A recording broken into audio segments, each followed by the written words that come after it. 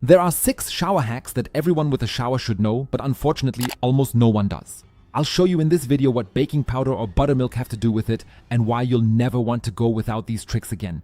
But let's start with our shower head, which becomes heavily calcified after a while and causes the water to spray in all directions.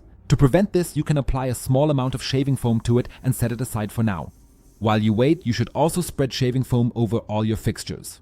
Just apply a small amount and rub it in so that there's a very thin layer of shaving foam everywhere. It doesn't have to be as much as you see me using right now. A very thin layer is already enough.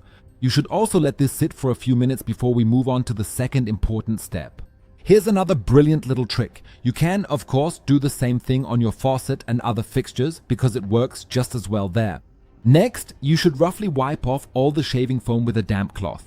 You don't have to remove everything completely with the cloth, since you can simply rinse it off with some water at the end. We'll do the same thing now with our shower head.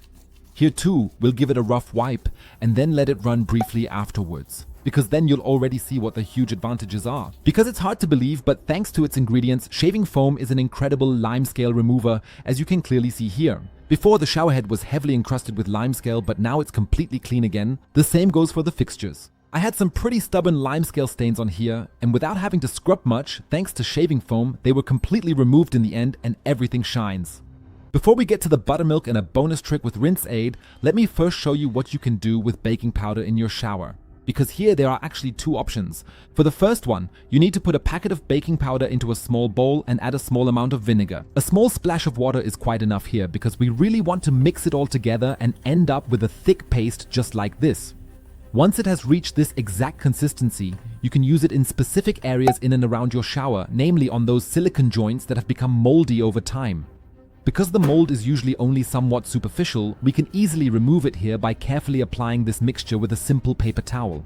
Run the paper towel through the entire mixture so that it is thoroughly soaked and then stick it onto the moldy spots. Press the paper towel down well again so that it can really stick properly. So now you should let it sit for at least about an hour. Once the time is up, you can remove it from the solution and grab an old toothbrush. With this, you can dip into the mixture once again and then start thoroughly scrubbing over the grout joints or the silicone strips. Because as you can see here, the mold has already been loosened. You can remove it completely this way. At the end, you just need to rinse everything off once and you can get rid of all the mold from your silicone joints. But there's another brilliant trick with baking powder. However, you shouldn't just sprinkle it onto your shower door, but prepare it a little beforehand. For this, we need a packet of baking powder, which we put into a container. Now add a small dash of dish soap. We also need some rinse aid, but you should add a slightly larger dash of that. And then we also need a bit of apple cider vinegar. Add a small dash of that as well, and finally pour in about 600 milliliters of water and stir everything together really well. Because with this miracle mixture, you can go straight to your shower. Grab a sponge, dip it into the mixture and start scrubbing the entire shower door with it. By the way, you should definitely remember this trick because we'll need it as preparation for the next 2 tricks. Because before there were quite a lot of limescale stains all over the shower door, as you can see with mine. With this mixture, we can really remove them effortlessly by simply wiping over once, since it is an incredibly effective limescale remover.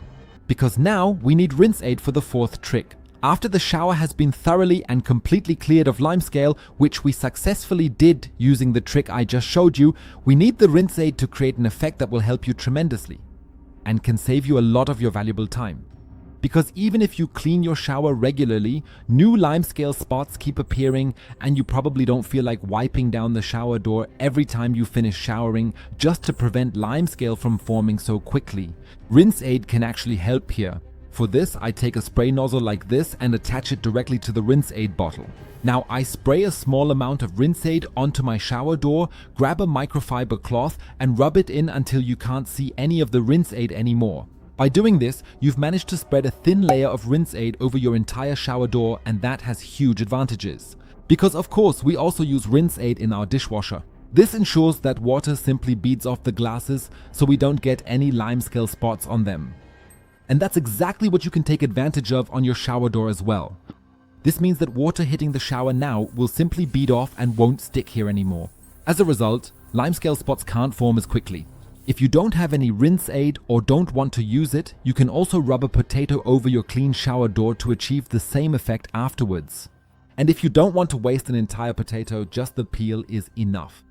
That means if you're already preparing potatoes anyway, just rub the peel over the shower door. From time to time, you need to use a different part of the peel since there won't be as much moisture left on it.